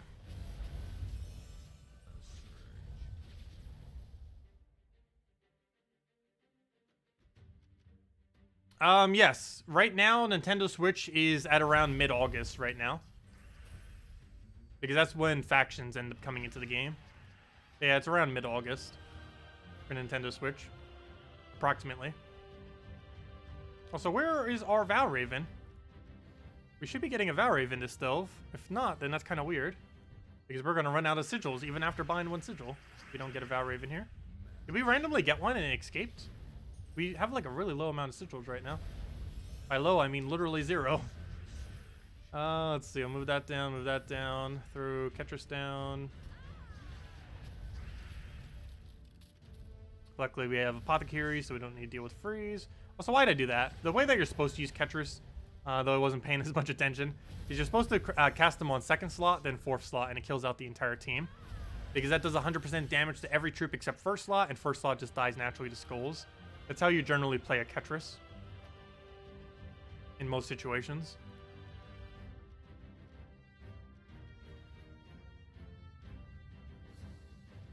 Yeah, I posted a link and we dropped like 40 viewers. Well, they'll come back. Yeah, that's the only problem. Sometimes people don't open it in a new tab. YouTube doesn't automatically do new tab links, which is a little bit annoying.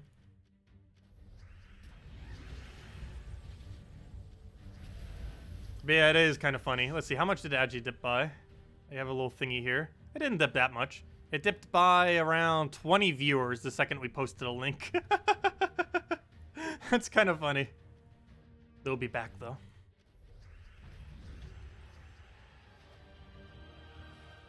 Let's see. Or maybe they won't if they're actually watching the whole video. That's fine. There's no way that's my most updated one though. It's from ages ago. I know I did one smaller one. I might have named it slightly differently, which is why it didn't come up in the search.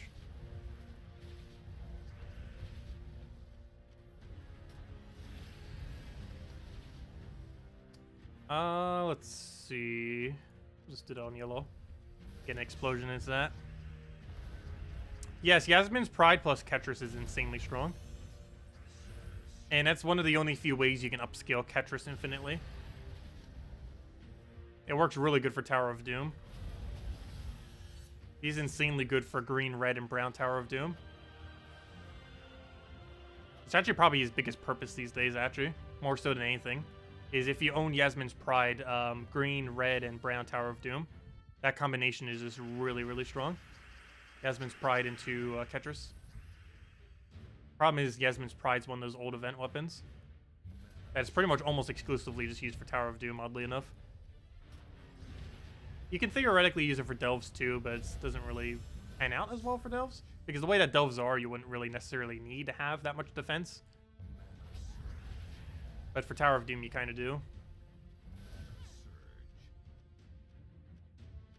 And the main reason for that is because of how much less stats you have in Tower of Doom relative to Delves. Because Delves, you end up getting a lot of free stats just from having your Horde upgraded. Whereas you do get some free stats from Tower of Doom, it's nowhere near as much as you get from Delves. Even just a basic level 100 Delve gives more stats than you would from Tower of Doom. Even if your guild goes for every power scroll.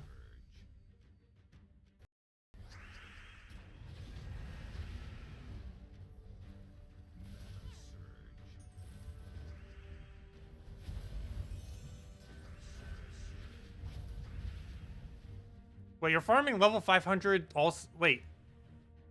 You have level 500 All-Seeing Eye on Nintendo Switch? I still haven't bothered leveling any mine beyond 20. Just because I do like a little bit of farming on those. I've really been doing much of the dailies on them, though. Like, I've been skipping most of the factions for my Nintendo Switch. But once faction events actually start up, we'll be doing them again. Or, you know, actually, like, starting to do them. I'm not sure if I'm going to keep a level 20 kingdom at that point, though. I should and I shouldn't. But I don't think any of the current initial ones I'll be keeping. Like, I'll probably wait until we get, like, Crypt at minimum before I start keeping a level 20. And even then, I might not want to. Since it's theoretically the easiest one to max. Especially if we have Megavore Weaver combo. That can especially with Dragon's Eye in the current state it's in. That combination can solo the first 3 Delves that are coming. All-Seeing Eye, Hall of Guardians, which are already kind of in the game. And then Crypt once it comes in, whenever it comes in.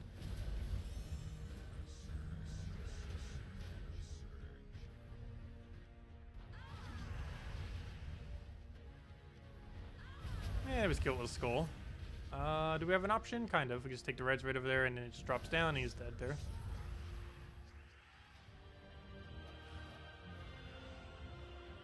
You have every kingdom at 5 stars? Nice.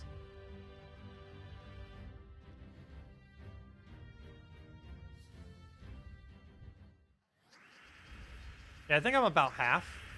But I'll be able to get a big boost after I go and open all my... Like, especially with Fairshraw. Fairshraw will be able to get all the souls very quickly now. And I'll probably go get that just to go and max it out. And other than that, all the keys I'll be opening this Friday should hopefully give us Megavore. And on top of that, we should get Queen Titania and a lot of the other Kingdom Legends that we need to actually upgrade Kingdoms. Because that's one of the main things holding me back is, I believe, the soul amount. And, well, I guess Trait Stones too. It's those 3 main things. The Kingdom Legend, the soul amount, and the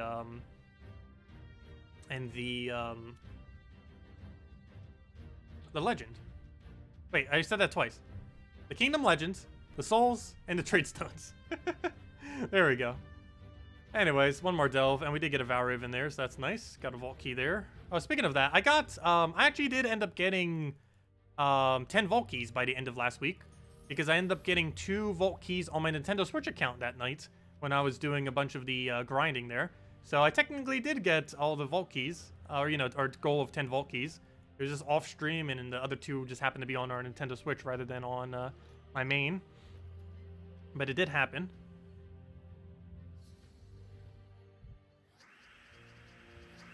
Okay, let's get a firebomb down. Get that going. Yeah, this game has been around since 2014. Been a while. The end of 2014 it came out. Wow, that vault key is horrible. Why is 60,000 gold even a drop of yours? Those 25 gems are potentially better than that. But, at least the gnomes are doing okay. 20 gems isn't too bad. 5 gems isn't too bad. 5 diamonds is a higher drop of his diamonds. But Cedric being horrible with 60,000 gold. Not his worst drop, at least. But still, I don't need 60,000 gold. Especially on our main. You definitely don't need 60,000 gold for a multi-million stack. But it adds up, I guess. Anyways, what on earth is our path here? That's a 1.3 there, so it looks like, let's see, what's this middle one here? Yeah, it looks like we do middle, bottom, top. You were 1.3, right? Yeah, middle, bottom, top.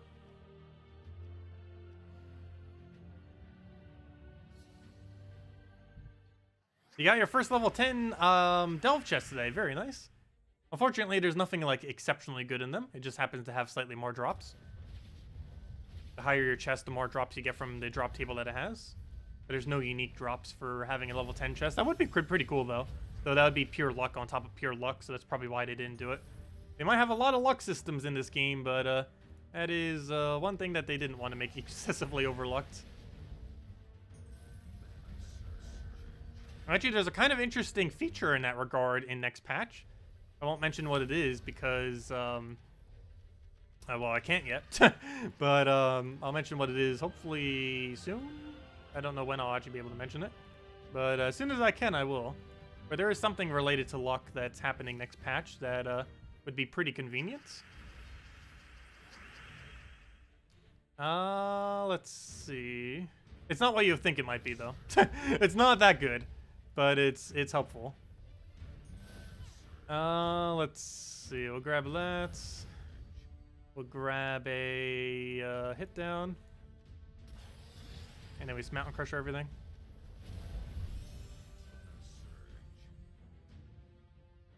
Do we do some on blues? Yes. So we'll go get all that converted. Tacet the tease. No worries. Once I have info that I can say, I will. I just can't. Treasure maps finally? I can't say.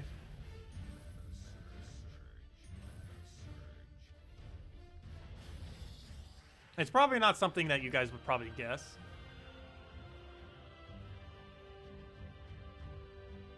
New achievements coming? Yes, every major patch brings new achievements. I believe we're getting 3 new achievements. What they are, I don't even remember. Nor could I say. But it's probably related to new features, most likely. But yeah, every major patch ever has a 3 new achievements normally, 2 or 3.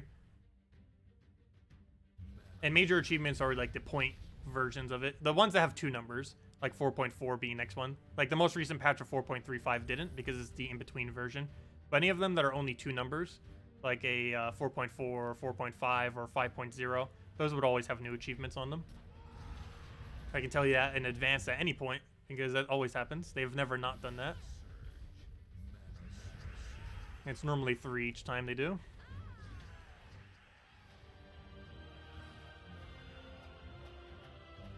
I wish we would get more stuff for pets. There's a lot of things that need updating as far as getting more stuff for them. I did mention the disenchant all pet thing. They said they probably won't be able to get it in time for the next version, though, unfortunately. But it is something that they are going to look into adding. Probably won't be till 4.45, though. Because it probably won't make the cut for this version. Let's see. We'll get that down. When does it release? Most likely before the end of this month. No official date, though. Soon TM. Oh, when does it release? I need to go bring out the salty image. The soon TM. But, yeah, soon TM. No official date yet. But most likely by the end of this month. Or very early July. But more likely before the end of this month.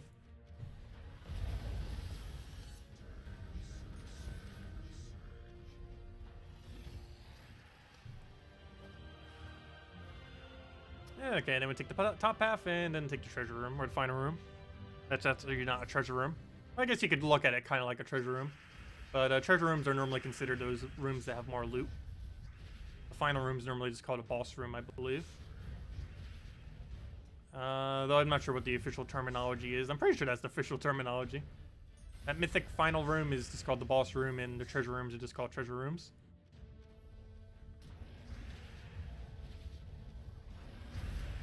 That's a really weird place for him to resummon.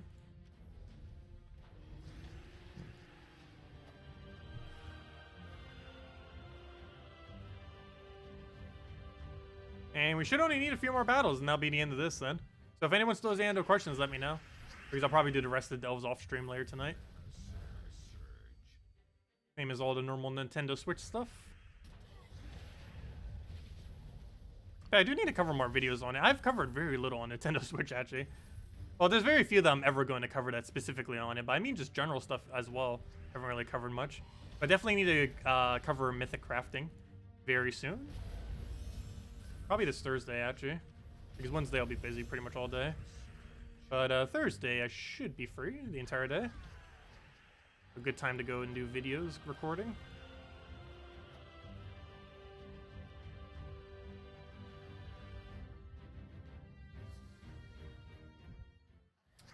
Okay, I'll take the brown for now, go in the mountain.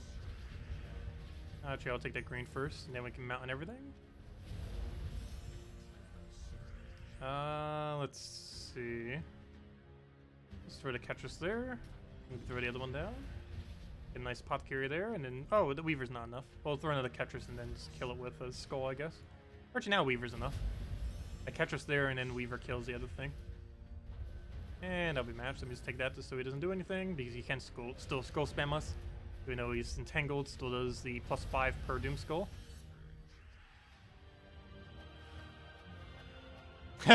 The match between Salty and me, yeah. I end up setting that really weird team that has ridiculously high stats, because it has 20% bonus this week, plus it was Bard. It was pretty funny.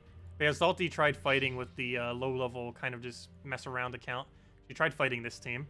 And this team has over 100 stats for its baseline defenses for the most part, particularly the hero. Plus it gains 1 to all stats per turn because they're all yellows. But yeah, the only reason this team has such high bonuses is because it's a week that they have 20% extra stats because of the bonuses this week for Panzervale and Wildfolk. And also because it has 3 pets, 2 of which, 3 bonuses, 2 of which have a pet. And that'd be even higher if they ever added a Wildfolk pet. But yeah, it just has really high stats. Pretty much the high stat team currently right now, at least for this week anyways, just due to the fact that it has 20% bonus. I think the Titan team might be slightly higher durability. Like 4 times Giants with Titans. That's like the only thing that would have higher. So the other one pretty much always has higher. It's normally the highest. But I think this one, at least for hero, has the highest. You might want to consider Bard for Yellow Day. I'm not even sure if I'm going to be switching it this week. But using Bard hero class does have 20%. And that does include his magic, his attack, his armor, everything. All 4 of his stats are 20% higher this week. So you might want to consider that for Yellow Guild War, because Bard does give +1 to all stats to all yellow. It would probably have been the class event this Thursday, but because we're getting a new class event this Friday, unfortunately you won't be able to power level it off of that. But if you're already pretty close to getting it leveled, it doesn't even need level 100. Level 70 is where it gets its final benefit. And most of its benefit just comes from it being fully traded, for the most part. You can also get half mana start, I believe, on this one, if I'm not mistaken. I currently have it at +3 because I was using it with Wild Folk. So it just gave it some extra magic. But it does have a 50% mana start attached to it, so you do not need King Salinas to feed it to half mana. You can if you want to, but it's not required to have him start with half mana. But yeah, it's a pretty good Yellow Day option. Actually, when is Yellow Day? I might run it for Yellow Day. I'm still not sure yet if I'll change my yellow team to it. But might as well. It has 20% this week. If there was any week to use Bard, this Thursday is probably the day to do it, because of the 20% bonus on it. That's only for this week, though. Oh yeah, where were we? Did I finish out this event yet? I don't think I did. No, I did not. Let me go do that. You need to do this battle and then probably like 2 or 3 extra, because this delve is so bad for multiplayer. Would that work as a Guild War defense? You could. At least for this week, I guess. I wouldn't really use it beyond this week. The only reason you would even use it this week is because it's 20% bonus. But, yeah, I guess for this week it would be okay for one of the days. I'm not sure what day you would use it on. But, yeah, you could throw it down. There's probably better options out there. But it would be okay enough to work. Also, what on earth am I targeting? I'm targeting really weirdly this battle. Let's see. We'll throw down yellow. Another Ketchus going. Throw that on there. This is also why you want to normally use gargoyles, because you can refire them way quicker than Ketchus. It takes so long to get 22 mana compared to 14. But luckily Mountain Crusher's still good at getting mana. And he uses 3 colors, so it still feeds into him decently. There we go. Okay, now we need like 2 more battles probably, because this faction is so ridiculously bad for points. Wow, never mind. We almost need a whole nother room. Wait, never mind. Isn't it normally 90? Wait, don't you normally get it done with like 1 or 2 battles into 90? We almost have to do this entire faction. Oh, yeah. Isn't it because All Seeing Eye has 8 battles instead of 9? I'm pretty sure that's the case. Don't most delves have 9 battles? Right? 1, 2, 3, 4, 5, 6, 7, 8, 9. Yeah, I forgot about that. All Seeing Eye, for whatever reason, only has 8. Wait, is Half Guardians the same way? 1, 2, 3, 4, 5, 6, 7, 8, 9. Why is Hall of Guardians only, or All Seeing Eye only 8? Is it really the only faction with 8? 1, 2, 3, 4, 5, 6, 7, 8. What? Wow, that's broken. Oops, what am I doing? Wait, why did I switch my team back to... Oh, duh. Because I'm doing that. Back to this. Fights. But that's why our points are so much lower. We have 1 whole less battle every single delve. That would also explain why Val Ravens came in later. There I go, through a mountain. I think it might be the only delve in the entire game with only 8 battles instead of 9.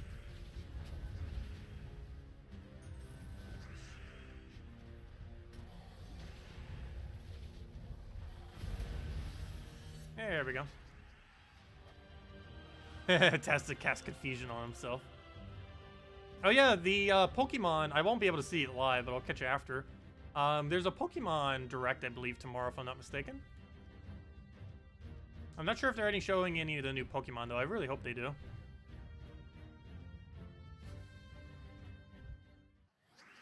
Your rope defense did 7-0 or 0-7. Yeah, my Goblin team did 0-7 today.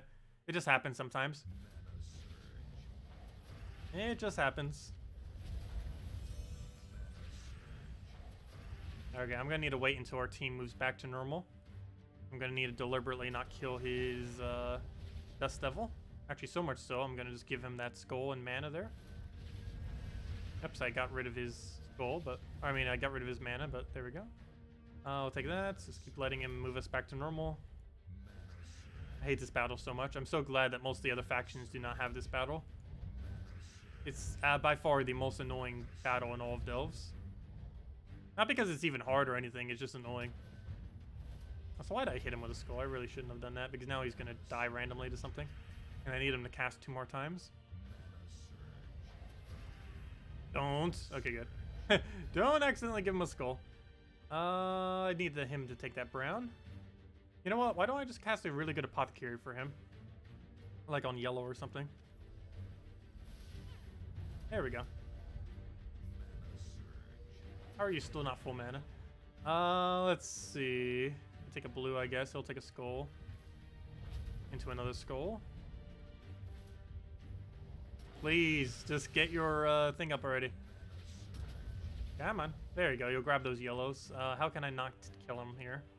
Take that blue. There we go. Now cast your ability.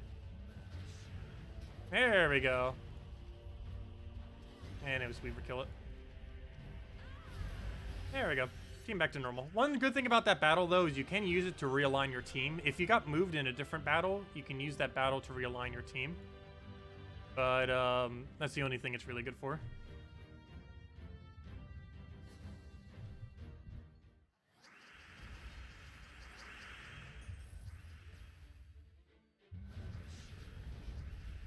Yeah, if anyone else still has any other questions, let me know. Otherwise, we'll probably end out after we get that orb. Shiny orb. Hopefully it's a good one. We got a purple. Hopefully that means we get another purple or blue. Be a really good day if we end up getting that. Alright, we'll go for Weaver here, get our explosion. The only problem with not using Tina is we don't get that true damage poke to bring them into kill range. Ah, there we go. Okay, is that enough battles for now? No. I think we need to go complete out the entirety of this delve just to have enough. Gosh. See how low the multipliers are, combined with the fact that it only has 8 rooms instead of 9.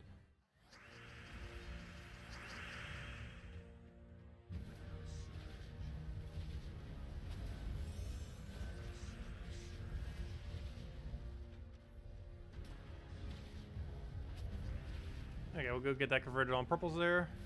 Another Ketris in there. Actually, can I move anything there? It doesn't look like it. We just simply go and throw that right over there. Wow, every single thing is within looking at the kill range. You look at it and it dies from how low its durability is. Okay, anyways, take that up. There we go. What do you suggest as an all-faction troop team for this delve? It's one of each. I believe you actually just run literally what the final battle is. It's one of the few factions that the order that it actually has on final battle is the one that you run for the battles. You can sometimes go double clearing and leech, but you're sacrificing stats if you do. So you normally just go with one of each in order of that exact order. A Clarion Leech, a Clarion, Watch Mother, which is used to replace those two, and X-Raider, which you use as your main way of killing everything. But yeah, you just literally copy what the final battle is. You normally don't do that for most factions, but this faction is one of the few that you do. And you just have to outplay the AI for the final battle.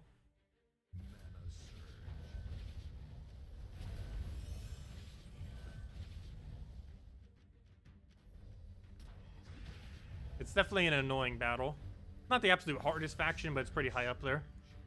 You can win off a pure luck X-Raider though. If you get that, if you can get both of your convert cast, your X-Raider and your Clarion, before he can do either of his, then you pretty much auto win. Problem is if it ends up getting his first.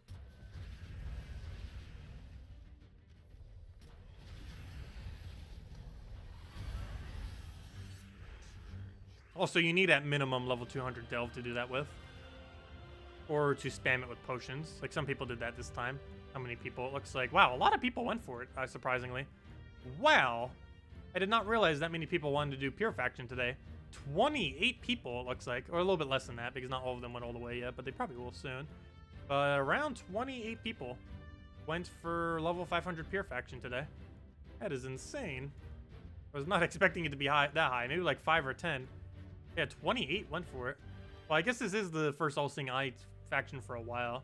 But do keep in mind, you will be able to get 500 factions through other means in the future. Don't waste gems doing it literally every single time you see one. Also, you would need to have a lot of free time to do that on a Tuesday. Because if you do every single room to completion, it takes like 6 hours or something. Of course, you could just skip them, I guess, which is what some of them might have done.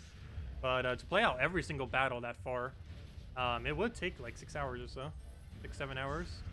Maybe a little bit longer. Let's see. With our Weaver there, exact damage.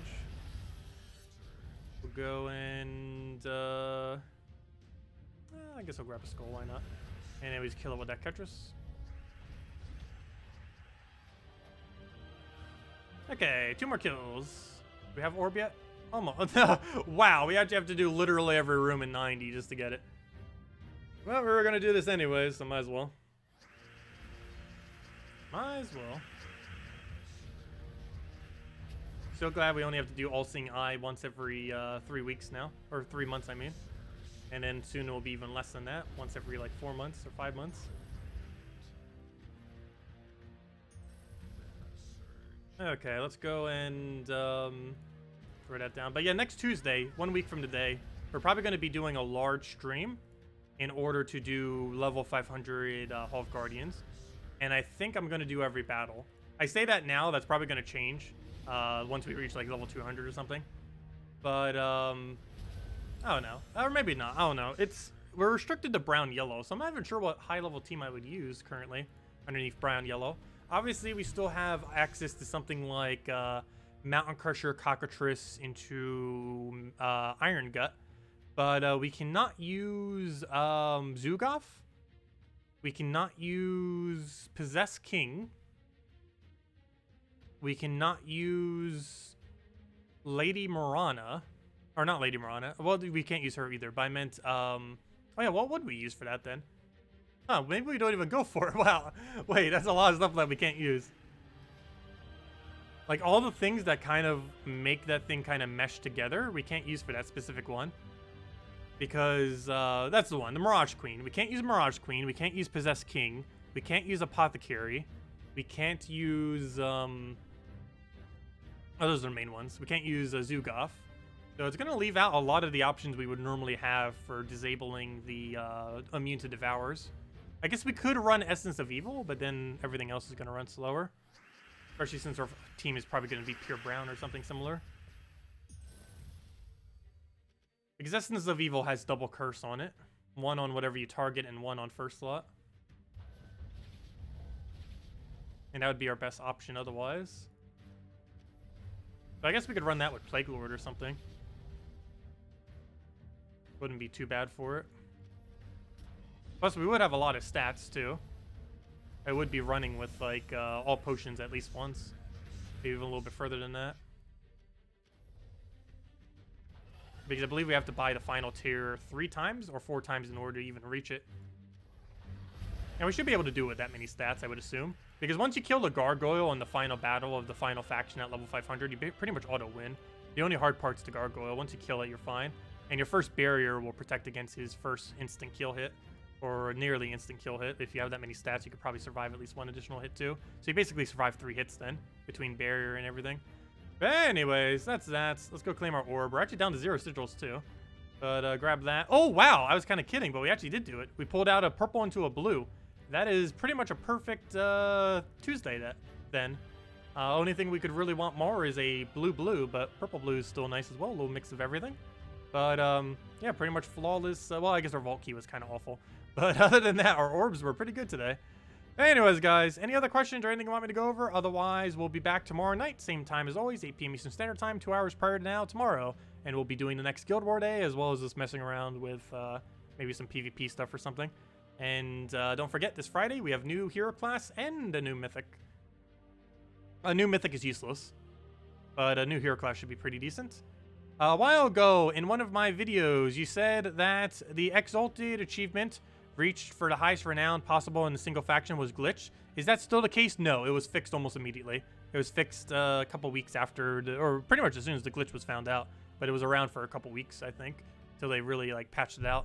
But the glitch used to be that having 2,500 total renown would get you the achievement rather than a faction being 2,500. But now it is, you have to have a 2,500 faction, which is somewhat difficult to do. Currently, the easiest one to do that on is Crypt, just because even with this level 100 Horde, you can just pure luck the pure faction with instant kills off of Lady Mirana. It's still really hard, though. You have to reach level 500. You have to do it deathless at 500. Which means not a single one of your 4 troops die, and that includes if they die and get replaced, that still counts as death. That also includes transform. If they get transformed by any ability, that counts as a death. And for pure faction, they don't have to survive, but you need at least 1 troop surviving the end of... you need to use all 4 faction troops, or you have to use 4 faction troops. You can repeat the same one, but it has to be any combination of the 4 faction troops, and you can repeat them, but it has to just be those 4 troops with nothing else, not even your hero. And doing that will... completing just go straight down the faction, and completing that will get you that. That's the hardest one to do, and the easiest one to do is just get the Horde to 100. This one's currently at 188, but getting it to 100 is where you get the maximum points for that. But yeah, you do have to do at minimum. Do I have any faction at the minimum? I don't think I have a single faction at just the bare minimum, but that's basically what you have to do is just get to 500, do 500 deathless, do 500 pure faction, doesn't have to be deathless for that one, and get Horde to 100. Which is the easiest one. And those are the 4 things you would need to do to get that achievement. It's probably one of the hardest achievements in the game, but for whatever reason, I don't even think it's the most unobtained. I'm not sure if that was because of the glitch earlier or just because of other factors. But it's kind of, or I guess because of potions, probably made it so it's not like that. But, if I'm not mistaken, it's not actually the hardest achievement in the game. At least based on Steam, anyways. Based on Steam, the hardest is... apparently getting a pet to level 20, oddly enough. And Xenos, even though that's pretty easy, it's just such a useless thing that no one bothers crafting it for the most part. But, yeah, I guess it might still be higher because of the glitch, I guess. But, I'm actually surprised to see that's at 1.5%. It has to be because of potions then. It's a combination because of potions and because of the glitch, why that's so high. I would assume that's, like, the hardest thing to do in the game currently. The other hardest is actually quite a bit higher up, I guess because a lot of people, do it a lot. But getting 2 chests in, or sorry, not that one. That's not the one. Where is it? Getting 2 chests in Treasure Hunt can sometimes be a little bit hard. If I try focusing on it for a few hours, I can probably get it. So maybe that's why a lot of people have it. Like, if you focus on Treasure Hunt for an entire day, you'll probably get that achievement. But I'm surprised to see that's the second highest. That only costs 4,000 diamonds, and I guess 3 other weapons. But it's slightly harder to craft than normal mythic, but no one ever crafts it because it's useless tier. That's, I guess, why it's so hard. Yeah, I'm still really surprised of all things. This is actually the highest. Feed a pet to level 20. So that means you have to ascend it to 20 and feed it to 20. Feeding part normally isn't that hard. Ascending it, though, is where the harder part comes into play. But, Yeah, I'm actually really surprised not that many people have a single level 20 pet. I think we're currently on 30 of them. Not even sure. How many mythic pets do we have? I know it's not half yet. It's pretty close to half. Not yet, though. Let's see. 8, 16, 24, 25, 26, 27, 28, 29, 30. Yeah, I was right when I said 30. So we currently have exactly 30 mythic pets. Apparently, just having one of those to 20 is the most unobtained thing in the game. Wait, that doesn't make any sense. That has to be because of the glitch then. Because you automatically get a mythic pet from getting a faction at 2,500. That has to be why that is so high. Because if any person who has this has a level 20 pet, if they would done it legit. So I guess a lot of people triggered that glitch when it was still a thing. Because any person that has this has a mythic pet. Yet it's at half the rate. And it doesn't take that much food to feed it. Like, you wouldn't necessarily have the food, but it wouldn't take that long to get it. The harder part is getting a level mythic pet, not actually leveling it. So yeah, this has to be extremely inflated because of the glitch initially. Unfortunately, it's not the case anymore. Anyways, enough on that. Why do I want purple orbs? The main reason I want purple orbs is they're basically the equivalent of gem keys. Once you have all of the guardians to 4 mythic, you stop getting them as drops. So if I go underneath the guardian section right over here to guardians, once you have every single one to at least 4 copies and mythic, they will no longer drop in the guild key drop table. So basically every guild key I ever open is essentially a gem key now, assuming the guild is at 40,000 seals, which is pretty much perpetually always going to be the case, because in an end game guild that just automatically happens. Maybe not like instantly, but as you can see right there, that should be the last we need for it most likely, right? Well, we'll have it in soon. But it normally doesn't take that long. Most guilds probably have it by like Wednesday or Thursday or something, at least end game wise. So yeah, you just open all those. Once you hit 40,000, boom, they're basically gem keys. At 20,000, they're basically glory keys. And yeah, we have like over 10,000 gem keys. If you count every single one of these and every single orb we have, purple orb, we have over 10,000 gem keys in seals. And a lot of that is coming from the fact that we have purple orbs. I've actually not used a single purple orb ever on this account. I have on my other account, not on this one yet though. But yeah, that's our collection from forever. That's every purple orb we've ever gotten. 101 small purples and 30 major purples. And that's almost bigger than the stack we even have. Actually, no, it's not. I think it's around 70,000 seals, I think. Somewhere around there. Let's see. Your videos aren't labeled as far as when you did all faction level 500 runs, or are they marked? No, they're labeled. If you type in Gems of War faction name 500, it should come in. But I've only done it for 3 factions, which is probably why it doesn't come up if you do it for some of them. I've only ever done it for Crypt, Silver Necropolis, and Sea of Sorrows. I mean Sunken Fleet, sorry.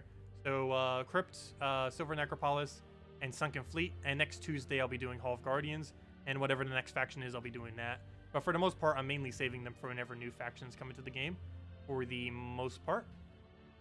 But yeah, we currently only have 3, and there's 10 factions, so I haven't even covered half yet.